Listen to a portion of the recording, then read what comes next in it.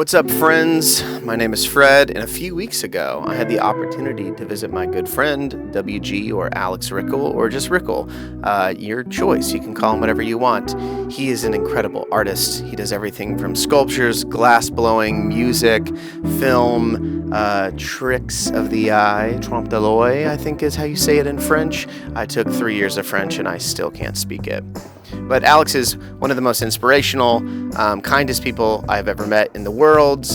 Not only just a fantastic artist, and we kind of go behind the scenes in his life, talk about his upbringing, talk about how he understands his work and the ways that he kind of, tricks himself or encourages himself to continue doing art as a, full-time artist. So if you enjoy art, if you're feeling like you need some inspiration, I've watched this interview while editing it a couple times, and it is very inspiring. If you've been following along on Instagram, you see the reels. I've been dropping a couple little hints and things. But yeah, let's dig into it. This is WG Rickel down in his studio in Louisville, Kentucky. Hope you enjoy. Do you go by, I know I've known you for a while. Do you prefer to go by WG? What's your preferred pronouns, if you will, or nouns? Nouns, yeah. Proper nouns. What are your preferred proper nouns? What are your proper nouns? People always go nuts when not nuts, but they don't like it when I say this, but it's true. I have so many names, you can call me whatever you like. And it's kind of a choose your own adventure, you know? So Alexander, William, George, Rickel, whatever, of any of that. Sometimes WG is a quick one, sometimes Alex is a quick one. Yeah. Some people call me Rickel. Rickel's a good one. Yeah. Yeah, a good last name. Nothing better than like a good last name, Yeah, harsh. Yeah. Harsh consonants, yeah. Yeah, Rickel. Yeah. It's a very powerful name, Yeah. What kind of brought you into making art? Is it something that you've always done, or is it something that has been a little bit more recent in your development? Well, I do definitely think I'm the product of two artists. My parents are both very creative, and maybe the big difference between us is the parents they had versus the parents they were. Yeah. Which their parents kind of pushed them towards traditional employment and stuff, and family and all that. And then when they had kids, even though they were divorced when I was pretty young, they both continued in their influence in my life to push me into being creative and finding, out what I wanted to do. They didn't push me into being creative, but they helped encourage me to do the things I was inclined to do. And that, for some reason, was creativity. And so even from when I was a really little kid, I was in my dad's wood shop and I was making robots and ray guns and toys to play with, Do you still have any of those? I do. Yeah. You do? That's awesome. Yeah, maybe we can take a little tour. Yeah, that'd be really, really cool. Yeah. One thing is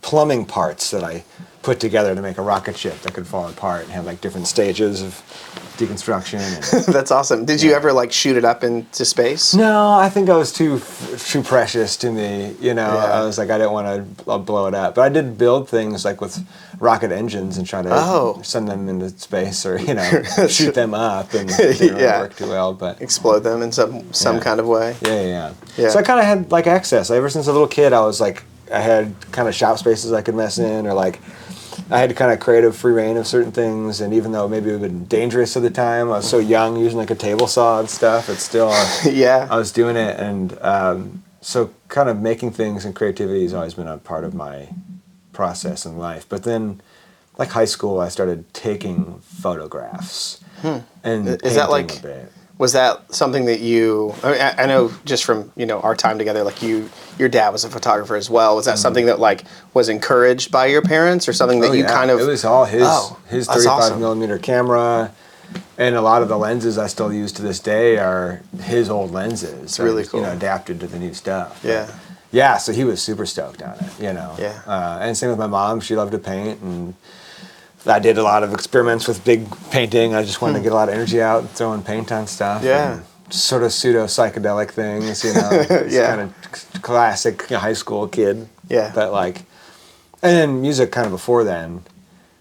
Music started in middle school. I started Oh, really? playing. What'd you play originally? Saxophone and clarinet at first. Can you still play any of those? Or I could fart on them. yeah, To make fart sounds. yeah. No, That's about where I'm at with any like woodwind or brass. I have a vuvuzela that I found at Goodwill, and that is my fart noise machine. Yeah, it's a lot of fun. It is a lot of fun. Yeah.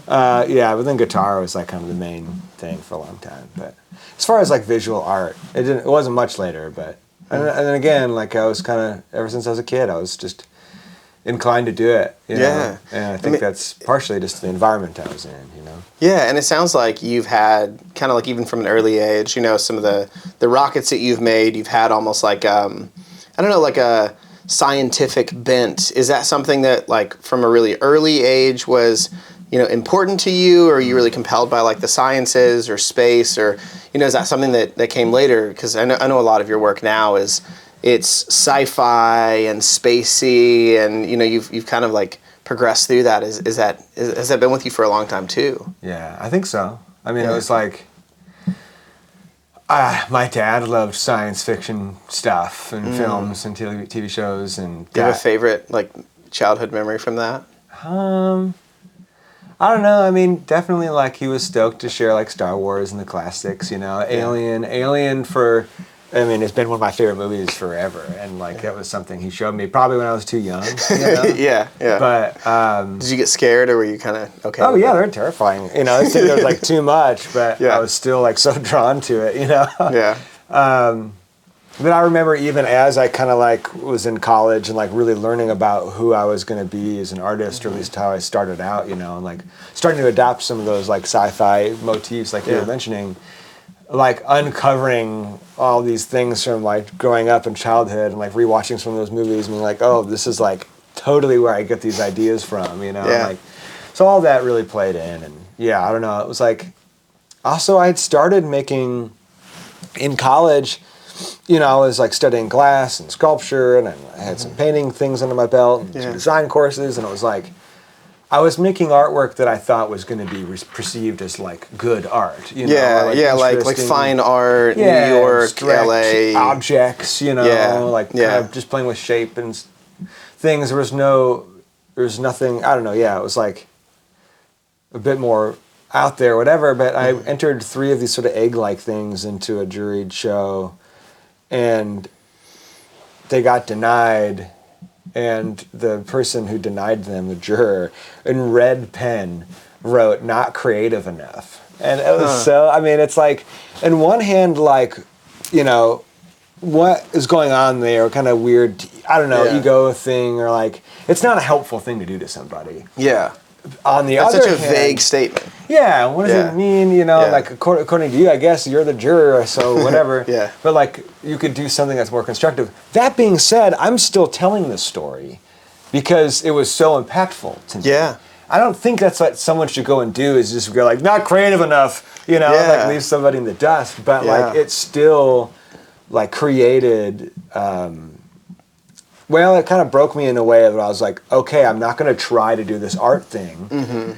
And I just went the opposite direction and started making like what I want. I started making toys I loved as a kid, but with all these processes that were at my fingertips now. Metal casting and glass blowing, all these, like welding and, you know, threading and soldering and lights. And like, I was just like learning like I could make wild sci-fi objects that I've never seen. That, you know, but with these skills I was acquiring. And then I made a couple, just, again, it was just like a total like rejection of my own rejection here, you know, and it only took a couple people reacting to it to make me realize that, oh, this is a very legit form of art, and it's so close to my heart, and like it's so genuine that it's like it's hard to go wrong there, you know. Whereas it's like I'm trying to do something else based on somebody else's concept of fine art or something. You know, you're phoning it in from the beginning. You're just reaching for something that isn't you. Whereas instead, I was reaching inward and thinking about what activated me as a child. And so sometimes I make things that are like that now, but other times I am making bizarre, abstract things. But it's just it was a way for me to connect with, I think, one of the most magical elements of art, which is you have to do things that turn you on, that make you Yeah, feel yeah. a sense of wonder and joy, or even if I know if I'm laughing as like these giant beans here, and me and my friends made these giant beans, Yeah. we were just tickled the whole time, and that to me tells me like we're doing it right, like Yeah. we're on a great path. If I'm Yeah. like tickled and like giddy about how people are going to respond, you know, I mean, it's like, yeah, Yeah, I helped you hang up a bunch of underwear. Yeah. Like dirty underwear that Yeah. you had made, and like bean stalks, and it Yeah. was so much fun. I mean, it was for Poor Castle Yeah. last Yeah, yeah, year. yeah. Like us, like literally throwing this weight up to try and like get it to hook over And the you were tree. the MVP. You were the I was. I could throw. Yeah. I could throw it the best, which Yeah. is. I mean, it was so cool to like.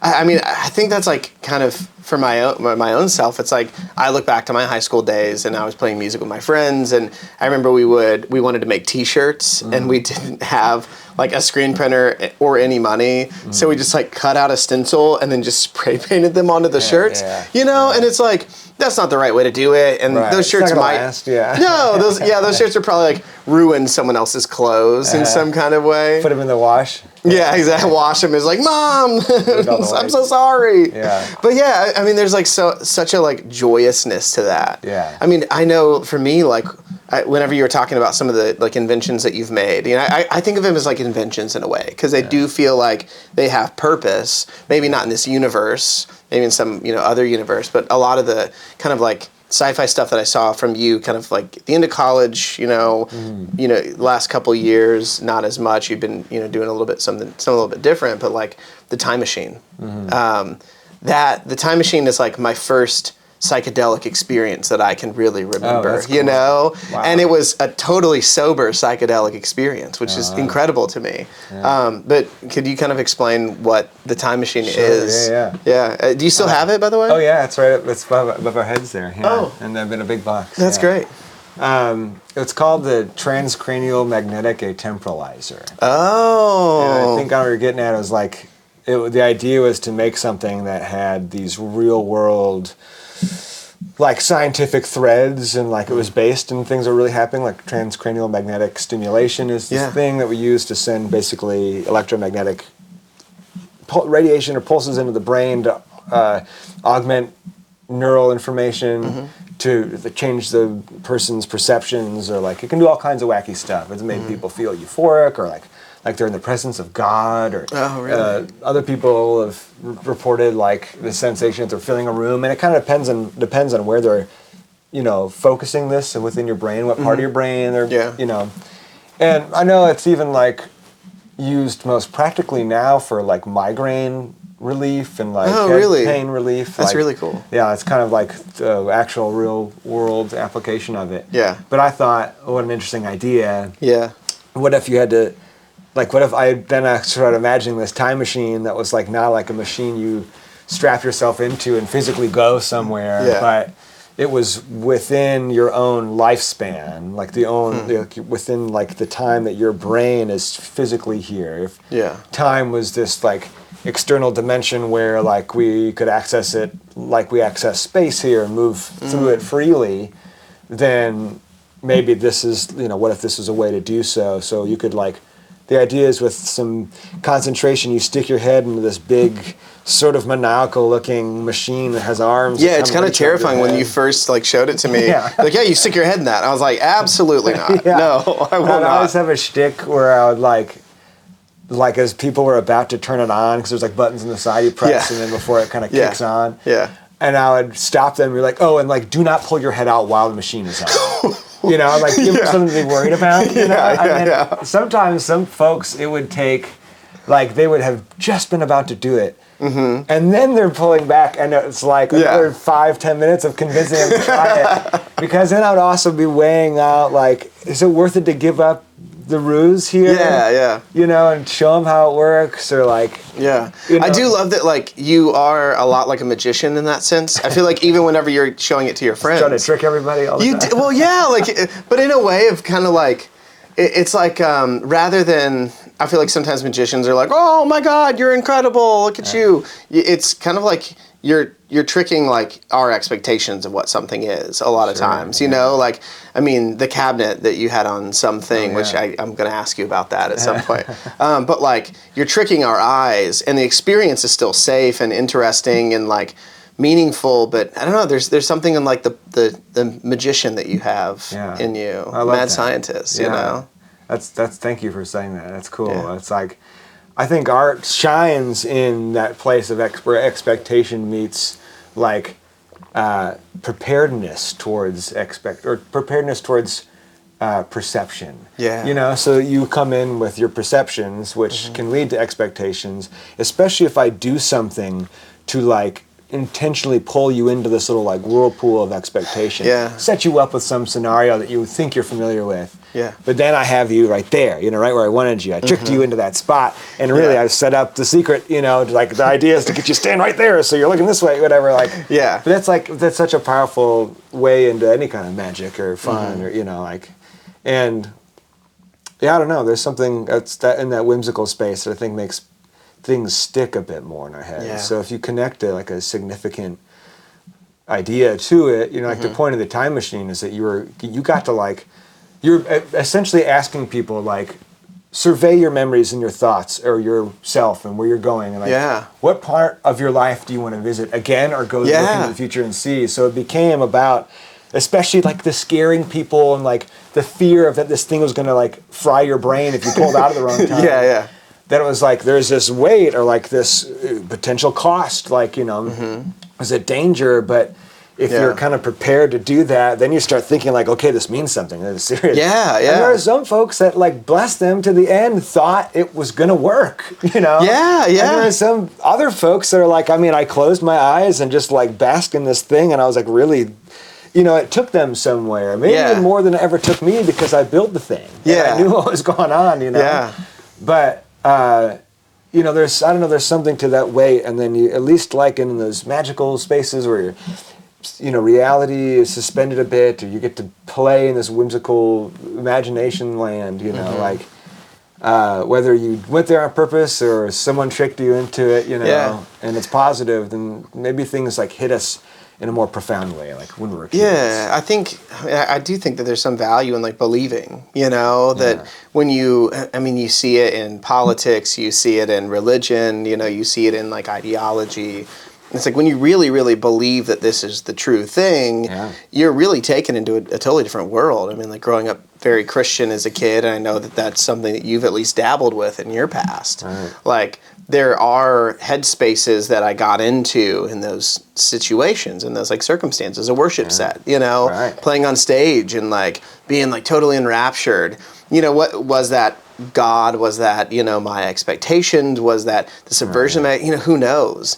But yeah, there is something about like sometimes you got to believe the lie to like see the truth in a way. Wow, yeah, that's beautiful. Yeah, you are what you eat. You are what you eat. Yeah, I'm a sandwich. Shoveling that shit in your mouth, you know. It's like eventually you're gonna start shitting it out. Yeah, it's true. And I think the whimsy and magic of art kind of like, I don't know, it brings out something in people. I mean, even like the most boring people, like you can see people at a show, or you know, a lot of people like to go to musicals, and they're just taken aback. I saw Avatar and we talked about it, and like I think sometimes I'm a little bit too close to things. Sure. You know, like for me. Same with music too. Yeah, it's like when you see like, it's hard to not be a little bit more critical because you make music. You know, I make music. It's like when I'm watching a band, I'm like, this better be good.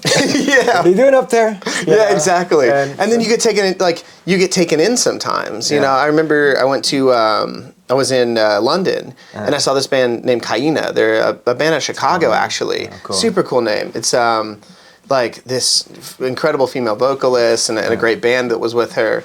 And I walked into this church building where the venue was. It was a Pitchfork Music Festival. I walked in and it's like this, you know, old, you know, London church, and it's beautiful and there's not a lot of people there.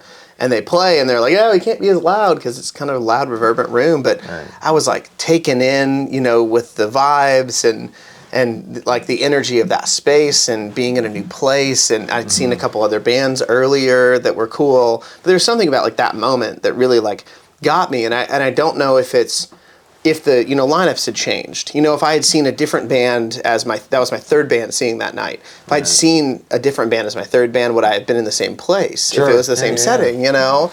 Like I had been warmed up to it. I had been like prepared for it. So when I finally happened to this location and saw the performance, I was like, whoa. Finally, yeah. Yeah, exactly. Man, one time a friend and I went to see, they got tickets to the Railbird Music Festival in Lexington, Kentucky. Okay. My friend Sam. Anyway, Yeah. the music was terrible all day, and we were laughing about it. It was terrible all day. And then we got to the last performance, which was the Raconteurs, the Jack White project. Yeah. And I mean, they're already awesome. I liked that first record they'd put out. Yeah. And they hadn't played since that. It had been like 8 years or something. I don't know. But it was amazing because I had been deprived of any good music all day. I already dug it, but it was like so much more impactful because it was like the first thing I could really sink my teeth into, and it's kind of, there's something to that about being a little like starved, and then you get it, like, at least in the right moment, you know. That I wonder if like you could build a restaurant off of that. You know what I mean? Like you come in, the service is really bad for a keep while, people waiting forever. Exactly, it's part of the gimmick, dude. Yeah, and they like give it you another 2 hours. Exactly, they like give you a little bit. Oh, here's some nuts. The servers will be back, and they'll like mess things up. You know, table 3 had these French fries left over. They weren't going to take them home. You want to try some? Yeah.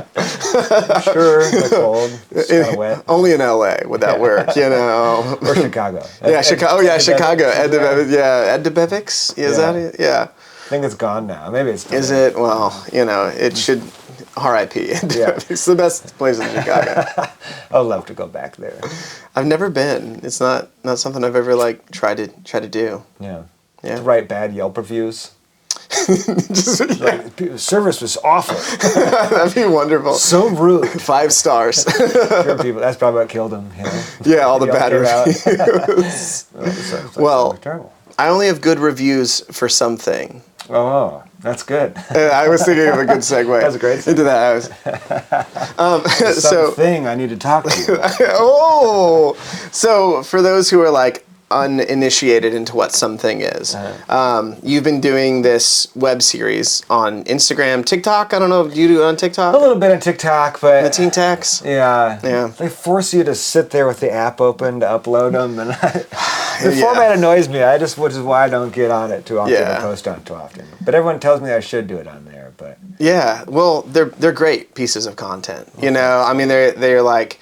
They're fun. The intro music is wonderful. And we were talking about that earlier. Kind of, I don't know, like, what was your idea? I know you and I have talked about creating more content online and like being a little bit more engaged there. Like, why, where did something come from? Why now? Why is that like important to you? Yeah. Well, I actually had tried to film a YouTube show like last winter, and it just.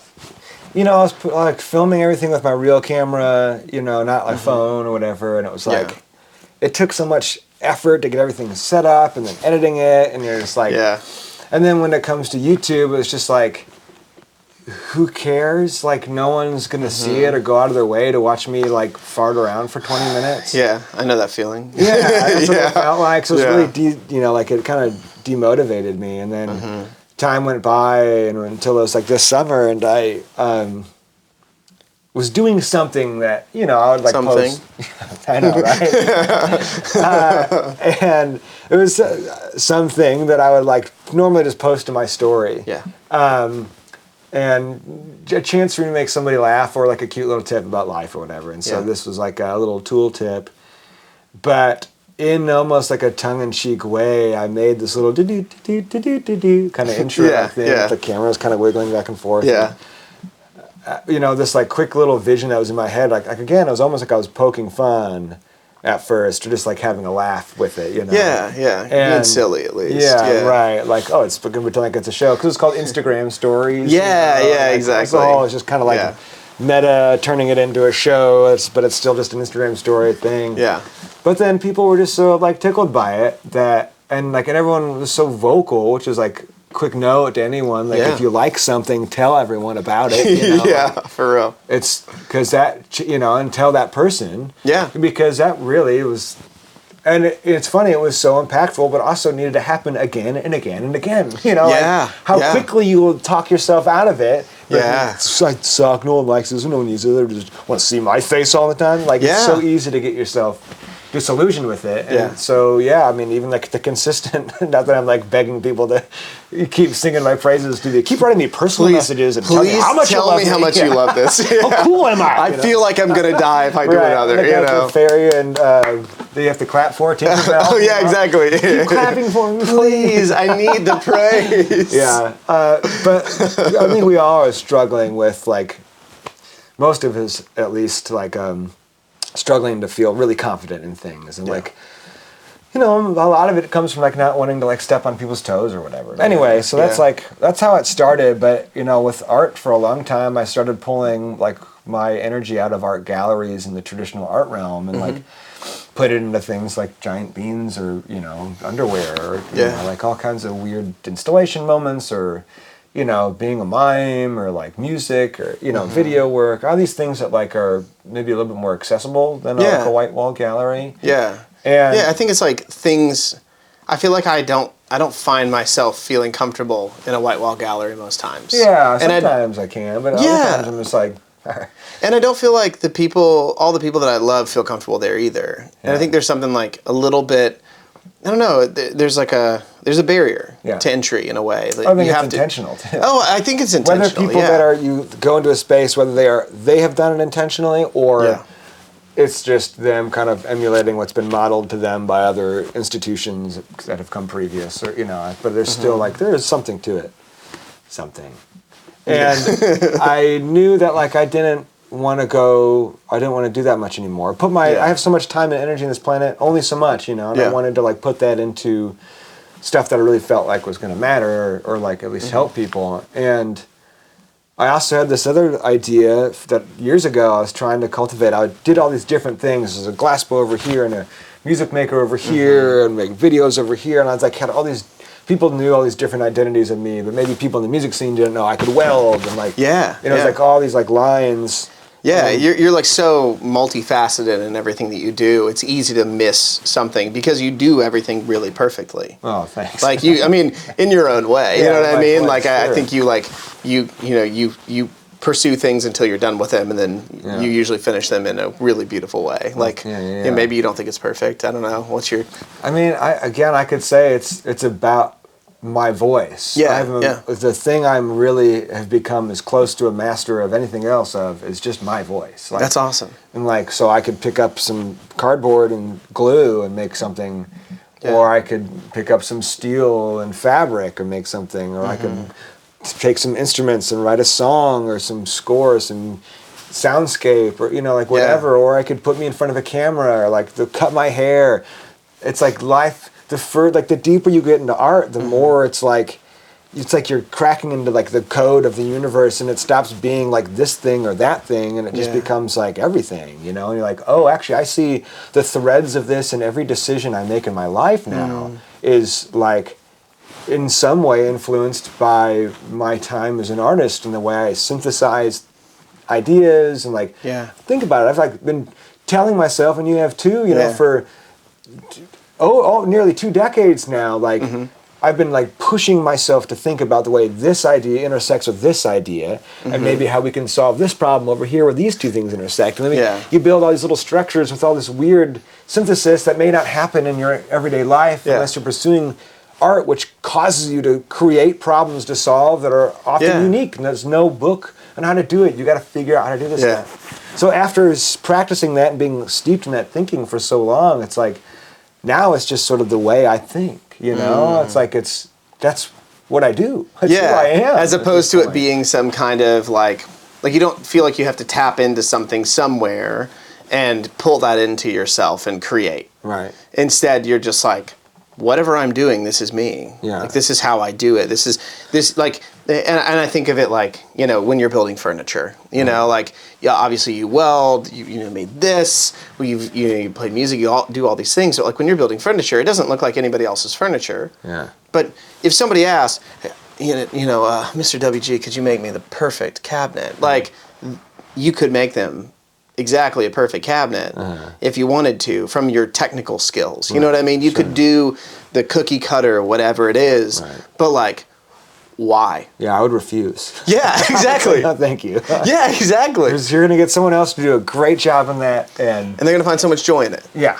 You know, and that's not where your joy is. Yeah, not at all. Yeah. Yeah. Even if I had to make cabinets for my house, and I wanted them to be perfect, and maybe that, you know, or like there would be elements I'm sure that I would want to be good or whatever. Yeah. You know? But like, I would, you know, it'd still be whatever weird thing, and I was like, you know, my hubris would think I'm going to improve on a cabinet. Yeah. And I'm going to add a weird pulley system to the door. You know? Yeah, exactly. Yeah, you And you know. may scrap it, but you may change it to something else in 6 months or a year or 2 years or whatever, because you just adapt your space, because you have that creative thinking possibility because of the way that you engage the world. Yeah.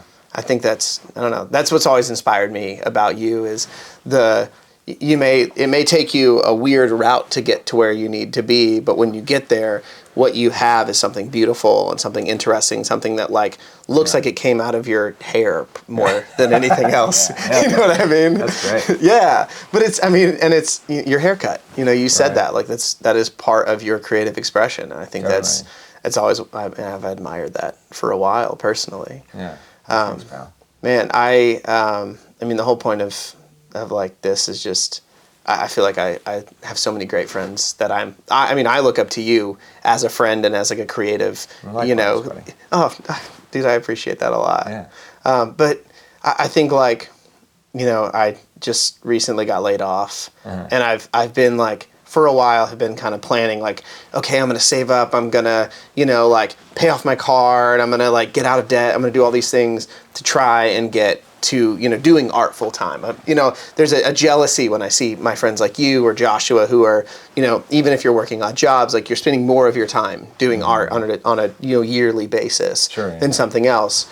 And I feel like that's been really hard for me, but like, you know, time, the time that I thought that I would have to do all of this has sped up to a couple days ago. Right. So for me, it's like, man, what have you kind of learned for yourself going through this journey of like being an artist not an artist full time and like a 40 hours a week, but being an artist all the time, being yourself and trying to find your way through in, you know, this like very capitalistic, you know, dog eat dog, if you will, world. Right. What are things that like have been encouraging to you to just like stay motivated to continue, to not just like shave all your shit off and like go get a desk job, you know? Right. Yeah. Well, it's a good question. I don't think it is possible for me to shave my face and hair and do that. Yeah. I mean, I think I could get along with people and be nice, but at a certain point, you know, I'd be like, the cracks of the levee within me would start to break and I would freak out, you know? Yeah. So there's like kind of a part of it that's like, I'm like forced to do this to make it work. Yeah. You know, Yeah. like I have to do this. Yeah. Which, you know, motivates me in a certain way. Yeah, and I think that's like been a big part for me of like the like more and more over the last, really since like 2020, the like levee has started to break. Yeah, you've done it a long time, and now you're like, wow, I can't. Every day is harder, every little choice and every little compromise. And Yes. every time you think about that, it's another 40 hours just gone, you know. Yeah. It's I mean, tough. I told my coworker the day before I got laid off, I was like, man, I just don't want to be here, you know? And then the universe answered. Yeah, that'll happen sometimes. Yeah. Yeah, you gotta be ready. Yeah, I was not. Well, I am ready, you know, in a way. But yeah, like, so how, like from a practicality perspective, like how are you able to like make a living? You know, are you mostly doing, you know, sculptural type work? Are you mostly selling your art? Like, what kind of makes up that mix of your work that you're doing? And how are you kind of like from season to season readjusting to be doing, you know, the art that you like? Right. It's, I feel very fortunate that I have a very wide breadth of skills and like connections and tools and things, you know, because that is a big part of it. Like, and I know some folks have the philosophy of like finding your thing, like getting in that niche and like pummeling it into everyone's heads, and that like makes it work for sure. That is totally the way to go, and it's super like legit and relevant.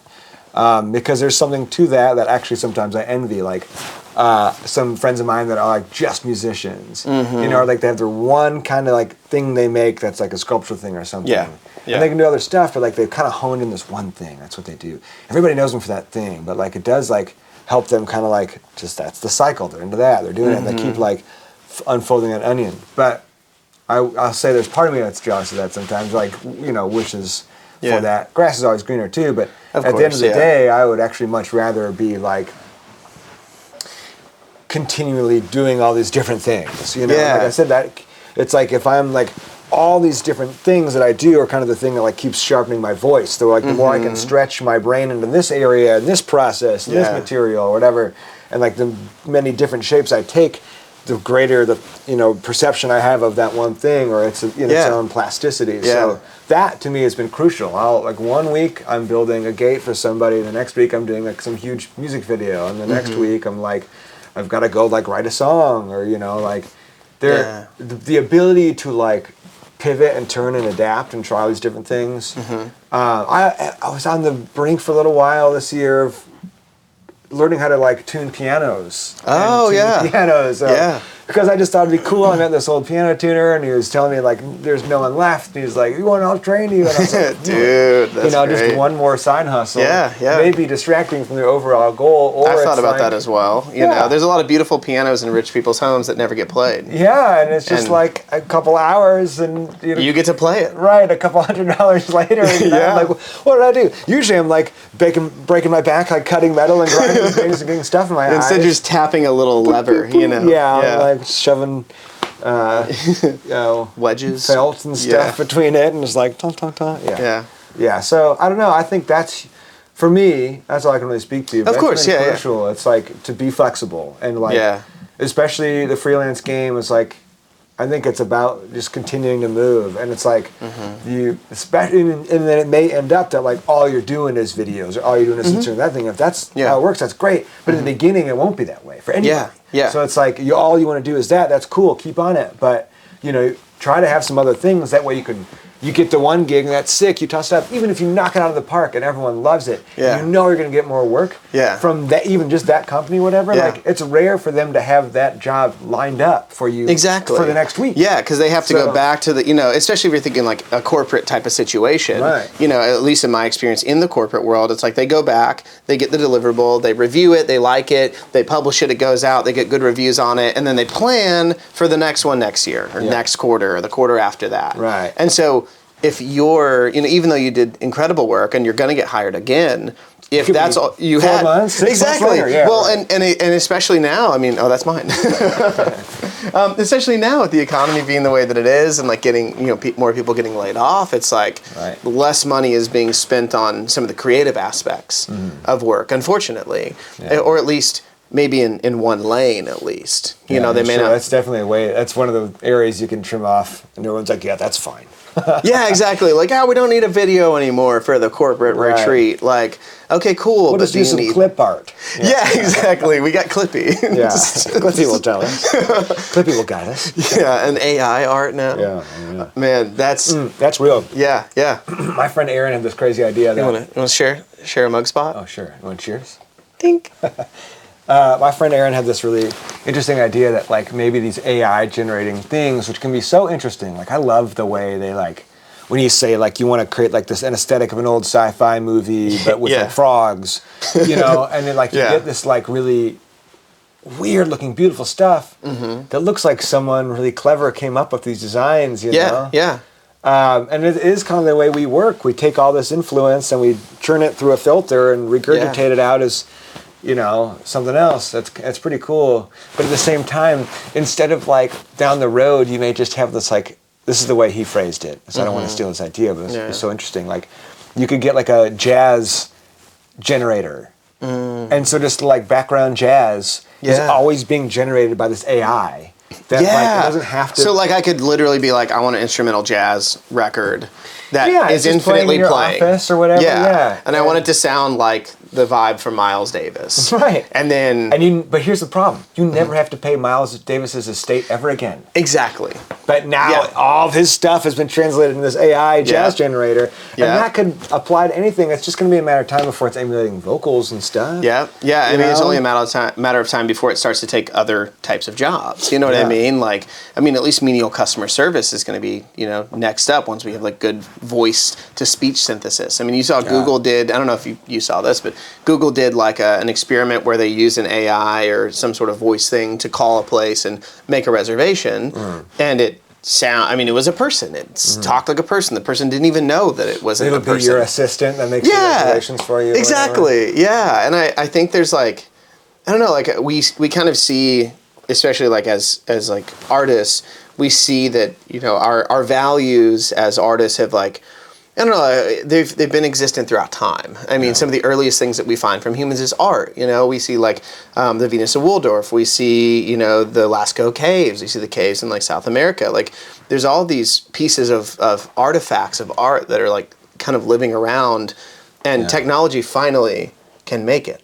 The same way that it's done for weavers and sewers and, all of these other types of industries. It's starting to get at the creative spark versus just like a single task or like a automated task. It's like, instead of like just having to keep like the thread straight on a stitch or something, now it's like, well, actually I can come up with several different funny ideas for you, Yeah, exactly. Right? I mean, and maybe it's like we're just kicking and screaming, but it's the same thing that's been happening. It's just you never thought it'd be creative stuff. Yeah. But, or maybe that's like, I don't know, after looking at some of the AI art for a while, I kind of wonder, like, is this that attractive to me? I know where it comes from. Yeah. But then I'm like, is it because I just know where it comes from? Does it lose its attractiveness? That's kind of perceptive. If I just came up upon it, would it matter if it was someone that was like a human that did it? Yeah. Would that make me like it more? And if so, like, what does that mean? I mean, if I'm just approaching it and experiencing it as the thing that lies before me, it's hard sometimes to not like want and need the story of how it came to be, and that. But should that be as validating as it sometimes is in my head? It's a little too soon to tell, and it's all kind of confusing. Yeah. So there's a part of me that loves it and thinks it's really interesting. There's a part of me that's like weary, but also at the same time, I know it's not going to not happen. So. Yeah, it's not something ready. that you can stop. Yeah. You know what I mean? Yeah, no, none of my complaining or anything would stop it. So it's more like, okay, how do I continue to roll and adapt and, see what's going on here. And I mean, I think that's like all part of, I don't know, kind of the like creative process of like, freelancing to your own creativity. It's like, I can't tell you how many times I've, heard a song on the radio and been like, I could have written that song, but I didn't. Yeah. And I didn't make it. That's a huge step. There are things you see you're totally capable of, but the fact that you didn't, yes. it takes that time and that effort, and maybe when you start it, you realize it's not like what you thought, Yeah. Actually, there took something to get there. Exactly. That like maybe you couldn't have made the connection. Somebody else needed to make the connection. Kind of like, I realize we're going off on an AI conversation, which is so exciting. But like kind of like circling back over to like some of the freelancing stuff. Yeah. So like, okay, AI is taking our jobs. Other people are taking our jobs. Companies are like devaluing creativity. Like, how do you feel like there's been a changeover from, like, at least for you? I know you said you kind of try to go like fine art direction, and then we're like, I don't like this. I'm gonna explore it my own way, and you've been able to like receive praise and opportunities for that. Do you feel like as your time has gone on that you've been making more like art to sell, and that has had a larger impact on your like income over time? Or do you feel like it's been, still, I don't know what that balance is like for you. Whatever you can kind of like share on that, or feel comfortable sharing. I mean, definitely sometimes, like, what I think actually I would prefer to do is to make things. I like the phase of prototyping things, but then I like to make things specifically for people. Yeah. I really enjoy it when people ask me to make a thing for them. Yeah. And so often they approach me about something, and they may have a certain idea in their head, and then we chat about it, and then eventually we're somewhere kind of different, but it's better, Yeah. That, I love solving problems for people. So like, the more direct that connection is, I think the more I get out of it. It's one thing to make things and be like, well, who knows where that's going to go, you know? And that is certainly a percentage of like my income is like making art objects, but it's always going to be harder to sell an abstract thing that is an art object for art object's sake. You know? It's like its function lies within the mind, you know. Yeah, I mean, most people don't have the space. You know what I mean? The space or the money, you know. Yeah. But if it does a little something, if it's a lamp, you know, or whatever, you know, like if it's hooks to hang your coat, I don't, you know, there's funny how people will like go for that a little quicker. Yeah. So, I mean, your toilet paper is on one of your own inventions. Like it's literally like stuck on a little invention of yours, you know, toilet paper holder. Yeah. But it looks like something out of your own universe, you know. I mean, that's been a part for me that I've always loved is like you do, you know, I mean, we talked about it earlier, like you do take your own voice and like put it into it. Yeah. How does that play out for you whenever you are doing these like freelancing jobs? You know, I mean, obviously in customer service, like you doing your own thing is a little bit different than if you're doing it inside of, you know, a sculptural piece. Like, do you feel like you're able to bring a lot of yourself into these jobs, or are there jobs that you just turn down because you're like, listen, I'll eat peanut butter and jelly for the next month because I don't want to sacrifice as much of myself? Both of those things have happened and have been true. Okay. You know, there's been times where, and it's just a discernment thing, or like you got to really, because sometimes you will take a job you don't want to do. But it's worth it in the end because there was some connection, or it helps you get some money, which, you know, I hate money, but it also helps me like live in this world, and I didn't design this world and its rules, but I live here and have to survive in it. But, you know, and sometimes, like the best jobs are a bit of a creative space where you get to fill in some blanks. Like I just did a gate for someone, and they were like very kind of open-ended with it. Yeah. And already they had some like doors and like metal doors in the front of their building that looked like a gate design I already kind of done, this radial spray thing, and like I was like, do you want me just to do something like that? And they're like, yeah, sure. And it was great because I, you know, made all kinds of little decisions within that I wanted to do. I made like the lock box that holds like the knob and the keypad and all that is like a rounded thing, and then the metal rod I chose to kind of do the radial spray off of that is like the thickest and the shortest, most horizontal piece, and as it goes and they get longer and it moves its way up and down the door, they get thinner and thinner. It was like that was not something they asked for. It was something that I thought like this would look good. You know, and it was a good gig, and that they were like, just, I don't care, I love what you do, go for it. That's awesome. And I do feel like I'm fortunate to get a good number of those, and maybe it's something about being so vocal with my voice all these years that like people are drawn to it. That's what they want now, you know. But I will say it's taken a long time to get there. You know? Like you have to be a good technician to whatever you're doing. So like there's been plenty of metal things even I've made that are like have zero style, you know, or like they try to, and I still sneak some in, you know. Yeah, like, exactly. Little bits here and there, but you're asked to do something that's a little bit more vanilla. Yeah, like it needs to look like a wrought iron gate. Or a wrought iron hand railing that's like is like familiar to an old space. And those are the kind of gigs that if I need the money, I'll take it. But I may be like, no, thank you, I don't need that right now. I mean, But every now I'll do it at least once, and kind of unique things like that. I'll get the challenge just to like have a better understanding of how some of those things are made or whatever, you know. But it could also like, you know, making hand railings is fairly lucrative. But never do I want to turn into a hand railing business. Yes, exactly. So you do enough to like get the experience whenever you want it, or the money whenever you need it, and then kind of let that be what it is. You know, maybe somebody reaches out again and they say, well, we love combination of the handrail and your own style. Can you make something that happens? I did a few that were like pretty straightforward, and then somebody who's actually a friend of mine that needed them, they were like, you know, reached out and like, hey, I need these hand railings, and I was like, sounds interesting. And so we went over and talked about it, and you know, they were like, go hog wild, I am hiring you to do it. That's awesome. And I got to make, there's actually a model of one over there, that little toothpick thing behind the can. I'll show you later, but that's like, you know, there's like this kind of stairs that wrapped around, and I had to attach the hand railing only to the inside surfaces, and they were kind of only to one surface, so I had to make it like kind of triangulate itself because the railing had to like take a right turn and come down. It was all kind of a weird geometry issue, but I made it so it fit in this space just right. That's really cool. Yeah, it was like supported itself, but yeah. So sometimes it is that way. I don't know. Sometimes I have some space, sometimes I don't. But the best gigs are when you get the space, obviously. Yeah. But also, sometimes it's the worst thing in the world, and people are just like, whatever you want to do. Oh yeah, I know that feeling. It's like you're like, well, what? There's a million ideas. Yeah. And now I have to think about what you might want. Right. Or it's all these times thumbnails and yeah. I love a little bit more boundaries, especially like that one where it was like it needed to like take this right turn. I could only connect to one spot. Yeah. So that really helps to start shape it. Again, problem solving. Yeah, and exactly. They wanted it there. It was my friend Tiffany. Her mom was moving in.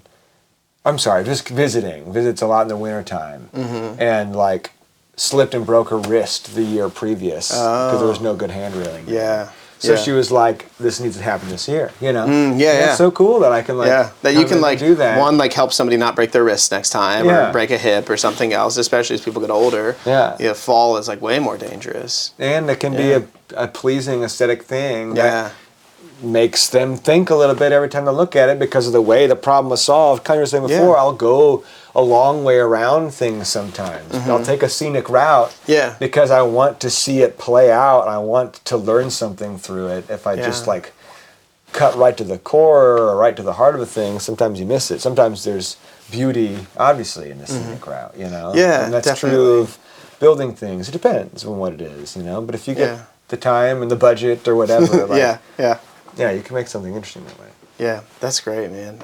I love seeing when you have to make something weird or something strange or something like interesting.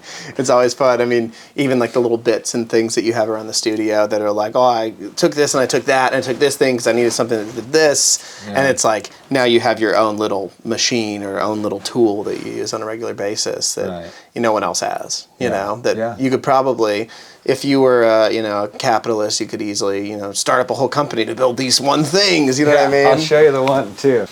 So this thing, it holds my cell phone for some of the something. Oh yeah, you showed me this. Yeah, so you can like do the hands-free point of view. Yeah, like which I'm sure some version that exists, but I know there's like straps for GoPros and stuff, but that's for a phone specifically. Yeah. Does my phone even fit? I know it's sized specifically to my phone. Yeah, it's like my phone doesn't even. Yeah. I mean, we could make it fit. But, right. You'd have to and that's kind of wedged in there. That's so cool. So, the simplest way, and you could make it like some sprung loaded. There would be a way to engineer it to like receive any kind of size phone or whatever. Of course, but, that's one of those things that's like it could be something. It would probably be pretty gimmicky. You would sell it at like the dollar bin at Walmart. Yeah, but instead it's your own unique creation. And I have been a part of some small startup business things and help people prototype products and like figure things out or production processes and like it could be cool, but I only had to do that a couple of times to learn that like I never want to be stuck making a product. It would be cool to maybe like make maybe next Christmas I'll the couple months before I'll design a little cool gift and make 50 of this little thing. That's fun. I even love figuring out a process and you want to make it fast. Here's how you do it. Yeah. I mean, I've even done that with like the quantum cavern stuff. It's it really is like assemblage, installation-y type stuff. And you're kind of like, okay, I'm over cutting these things by hand. How do I go and get the shape I need? Exactly. And it's like there's this part that it's like I've tried other ways to cut it and I can't because it's a fabric-y type of thing, and so I have to cut it by hand. Yeah. But instead of me cutting a little bit by hand and then doing a little bit, here, and then having to go back to cut it, I'm just like, I'm going to cut all of them by hand. Yeah. And I'm going to assemble all of them, and it's like I got into the habit of like, I go in this order and that order. And, right. It's actually a lot quicker to go, like do all the same thing and then move it over to all the same thing. Yeah. Exactly. And like maybe at some point I will, and maybe this is something I come to you with, hey man, I'm so annoyed with cutting these damn things. Right. Can you find a way to make it work, and then we can create something new. Yeah. But like, man, I don't know. There's something nice about like the repetition. Yeah, I don't want to do all the time. And maybe that's I've been trying to like figure out, just in my head like what why does it feel so hard to like exist at our time and space? And I think it's like there is a lot of that, like I think we're being asked to just kind of like repeat the same thing over and over and over until we die, and without any value being returned or any space being given, you know. And I think there's something about like the repetition is nice for a little bit, and then at some point it starts to change, you know. Starts to be like monotony, you know, instead of being able to move on to something else, something new or whatever. But I don't know, maybe I'll do like a video essay on it at some point. But yeah, it's good to figure it out. And it's like with anything, you know, like I think glass blowing was the thing that taught me the most about streamlining a process. Because that's down to like just like the timing of the glass always going to fall. You only have so much time with the heat, then you got to go build more heat back up into it. And your tools, it's like you're always focusing on the glass. So like when you set a tool down, people would just pile their tools up and throw it down, and sometimes it gets chaotic, and that's just what's happening. Of course, But in general, I tried to always put the particular tool back where it was on the bench, so I could always reach and grab it in the same position. And that was like, especially in production situations, is like like cutting any of those like fiddling around moments out. It feels like you're playing a game or something, and you're like figuring out how to beat the game and solve the puzzle, and like I'm into that. But it's when it turns into like forever. This is your life now. If I made some clever little cell phone holder thing, and then of course it would be like, well, it actually makes more sense to 3D print this part or stamp this part out, and it's like, and then you're into laser cutting and stuff, and there's a part of me that like all that stuff can be really cool. I like that we're doing that now. But to me, it's that scenic route thing. It's like it's never going to be as interesting to me that like you just like shaped it on a computer and had it farted out. That's and like never what going to did be you as fascinating learn? to me as like taking a material and like in a raw form and like you know, and that could just be my like the age I came into it at all or whatever. Of course. But that's what excites me. It's like I think a lot of people anticipate, because I'm a builder and tinkerer, that 3D printing is going to really get me jazzed. And I do, like I said, I think it's cool. But it's never something I'm really going to get into. I mean, maybe I feel like never, but like I feel like 3D printing is for people who they feel most creative in a digital medium, and they can't they don't feel as creative in a physical medium. And also the years it would take to collect all the skills and knowledge and tools to machine a thing to do that. Versus, of course. You know, like, oh, I can just like make it happen. In the digital world. Do a prototype of something, and then if they really like it, they can send it off to be created by somebody else. You know, like however that works. I mean, I don't fucking know anything. You got it. That's it. It's truly there are companies that will prototype and like learn like make the dies and do all that if you pay them, you know, to like press this part out that maybe you need out of a stronger material than what you can 3D print or whatever. But you know, I don't know. I don't want to say you know never, because there could be a day where they're probably going to be a lot cheaper in everyone's homes. You know? I mean, you make it to a place where it's, you know? You get to a place where you're like, hey, I think it's like we age, things change, you know, like you may just like physically be like, oh, I just can't spend my whole day, you know, swage blocking everything. This thing exactly. And you may just be like, well, I'm going to take the time and learn it, you know? What, I feel like we've covered so many different areas of topics that to kind of like end it off, I guess, like, I don't know what one, like, I'll give you some time to like do your pluggables and like say what you've got, but like, I don't know what do you feel like is important for you to share with, like, I've been kind of thinking of it less as like, what do I share with like the younger world and the you know, Gen Z, but like, what is something that you kind of look back and like want to share with your younger self? Maybe your like 15-year-old self, 20-year-old self, whoever, you know, you kind of see as like a pivot point where it's like you needed that encouragement or you needed some like advice. Like, what do you have to share with your own self that you know, you've kind of incorporated or maybe need reminders on? If I was talking to younger me, I would probably tell myself that comfort, although it feels good, it slows us down, you know, and that the things that make you uncomfortable not everything. It's not a blanket statement, but Yeah. those are often the things that give you the fuel to continue moving. And that Yeah. movement takes you somewhere like productive and positive. It keeps you growing and changing and learning. And I think part of that, for me, I know, that's why it's kind of curious to talk to my younger self, because I nowadays could see it as like comfort, but it was comfort because I maybe didn't have the confidence. The comfort out of fear. Yeah, that it's Yeah. like it's better to just stay here and do this thing or whatever, or like not speak up, or especially you're talking freelancing, like Yeah. your time is valuable. Yeah. The years you put into something are valuable. Yeah. And currently maybe they'll get me someday, but currently an AI can't touch me. Yeah. It cannot touch my brain in the way it solves problems. Yeah. Nowhere near it. Yeah. So like I know I need to be okay with that when I'm pitching people prices for gigs, or just the way I'm spending my time. Like it's okay to sometimes take time to fart around. It's okay to be working hard. Like, you know, just like go for the things you want to go for. Have some sense that maybe, you know, when you're starting out, like humility is important. You Yeah. know, like Yeah. you don't Of know course. everything yet. Yeah. But Yeah. like, don't let that crush you or like fold into yourself. Like always, never be afraid to ask a dumb question. You know, get out there. Like you don't have to know everything to like do a lot of different things. Yeah. And people will gatekeep. They will try to keep you like in your smaller positions, so you're not asking for more money, and so you're not like reaching out and doing things on your own, so they can keep you in their little world. You know, Yeah. Yeah. keep full access to you, and you're not out Yeah. here doing other things. Yeah. It's happened too many times to me. It's happened to so many people I know and love. They're so talented. Where, you know, if we all just knew that like we have it in us all along, and like that your thing, your value, and your voice, you know, it's not gonna be somebody else's.